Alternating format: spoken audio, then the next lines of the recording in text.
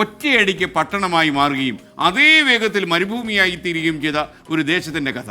നാടോടി കഥകളെ പോലെ അത്ഭുതം നിറഞ്ഞതാണ് ആ നാടിൻ്റെ ചരിത്രവും. നോക്കാം നമുക്ക് ആ നാട് എവിടെയാണ്.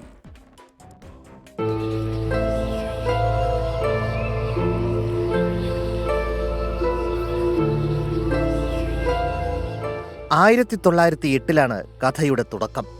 നമീബിയയിലെ മരുപ്രദേശത്തെത്തിയ റെയിൽവേ നിർമ്മാണ സംഘത്തിലെ ഒരാൾ വെറുതെ നടക്കാനിറങ്ങി.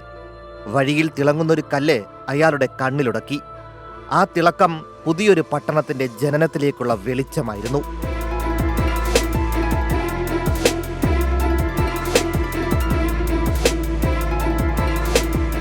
ഡയമണ്ട് നിക്ഷേപത്തിന്റെ വലിയ മേഖലയായിരുന്നു അത്. വിവരം പുറത്തിറങ്ങിയതോടെ ഭാഗ്യാന്വേഷികൾ മരുഭൂമിയിൽ തമ്പടിച്ചു.